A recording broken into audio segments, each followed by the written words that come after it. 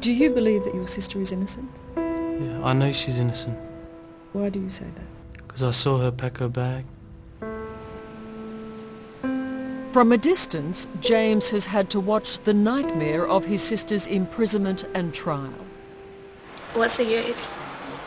I'll be like 50 by the time I get out, and I'd never be married, never have children. James was with Schapelle the day they left for a Bali holiday.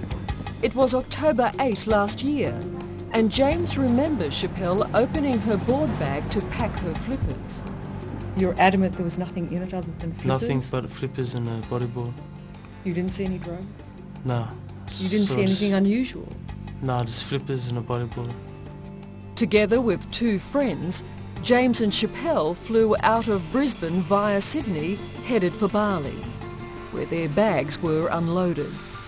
And I went to help Schapelle with her luggage, and I carried her bodyboard bag over to the customs desk, and then they checked my bag first. Then the customs officer asked, whose bag's that, the bodyboard bag? And Schapelle said, oh, mine, you know, happily, because she knew that we had to check the bag. And she lifted it up on the desk and just zipped it open, and then was just shocked. She didn't resist? No. His account of her opening the bag voluntarily is critical to Schapelle's plea of innocence because it brings into doubt the Indonesian prosecution claim that she tried to conceal the 4 kilos of marijuana. The customs officer who challenged you about the drugs said that you, in his opinion, behaved very nervously. He barely looked at me. I opened them myself. He said that you were reluctant to open it. He didn't even ask me to open it. He said to my brother, is that your bag? Is that your boogie board? I'm going, no, yay, I'm so happy. No, it's mine. Hey, here you go. Whee. I just knew that all I'd put in there was my boogie board and my flippers. Initially, James was also a suspect. They asked me if I've ever seen this before, and I'm like, no, I've never seen this in my life. How did you feel? Very confused. I was scared. Were they your drugs? No. None of your friends could have planted the drugs? No. Well, I think it's one of the airport people.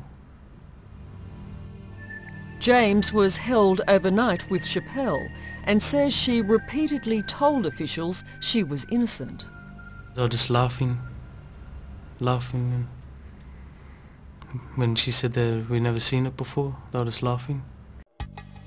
James was released the next day. Schapelle remains in Bali facing life in jail. However, tonight we can reveal a last-minute breakthrough. On Friday, the Department of Foreign Affairs and Trade sent this letter to Schapelle's lawyers. It is crucial to her defence because finally the Australian government has admitted that corrupt baggage handlers have been involved in smuggling drugs and that those baggage handlers were working on the same day that Schapelle's luggage passed through Sydney Airport on its way to Bali. The Australian Federal Police and New South Wales Police have dismantled a Sydney-based syndicate involved in the trafficking of drugs. Police are currently investigating a number of baggage handlers. The police believe these baggage handlers were on duty on 8 October 2004.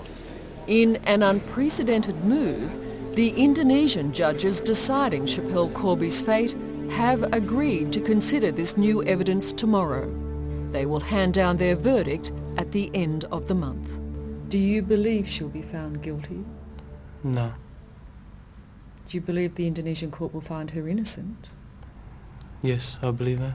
But if this can happen to Schapelle... It can happen to anyone. You believe that? Yes. Hello, I'm Liz Hayes. Thanks for watching. To keep up with the latest from 60 Minutes Australia, make sure you subscribe to our channel. You can also download the 9Now app for full episodes and other exclusive 60 Minutes content.